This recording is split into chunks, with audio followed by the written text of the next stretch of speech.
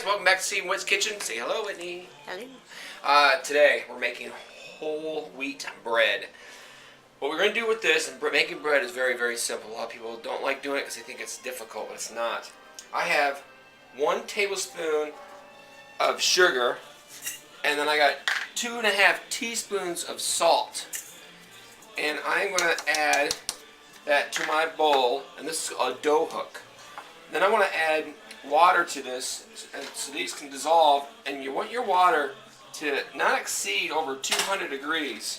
And I have a thermometer, and I'll stick in there, and we'll see if it gets up to 200. And you don't want to be past 200, or you're going to be killing your yeast. And we are about 190, which is good enough. I'm going to add 2 cups of that. And I'm going to add 2 tablespoons of butter. And with this hot water, this butter will melt right away. The sugar is what feeds off the yeast. It makes the yeast active. The salt is what kills it, so it doesn't, not too many gases go on, the bread doesn't go over the pan. So I'll put all that in there, and we'll start stirring it up.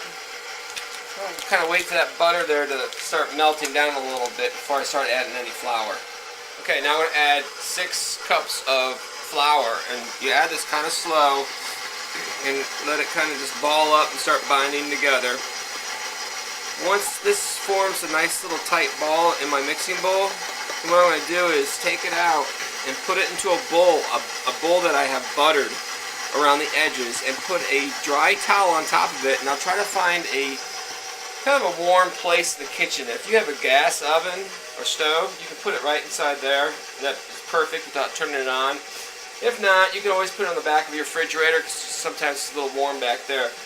Let that go for 1 hour until it rises. It's going to rise double in size. Then we're going to take it out of the bowl, punch it down. We're going to knead it for about 10 minutes. Then we're going to put it back in our bread pan and let it rise again. Then we're going to bake it off at 350 until it's done. Alright, so it's formed a nice ball. It's gotten all the flour wet from the ends of the bowl. I'm going to go ahead and shut this off, lower this down, and take this out. And I have my bowl here, and I got butter all around the sides. And I'm going to take my dough, kind of form a small little ball like that, and place it in here. And Whitney, if you could hand me that towel over there. Thank you. And I'm going to cover this. I'm going to put it on the back of my stove right here, where you don't want any draft or wind hitting this. I'm going to let this go for about an hour. Alright, so this has been proofing for about an hour. I'm going to take my bread pan here and butter it up. Get it good in the corners and all the sides. And then what I'm going to do now is knock this down. See how it shrinks. Take it on out of here. And this dough is probably enough to make probably 3 loaves.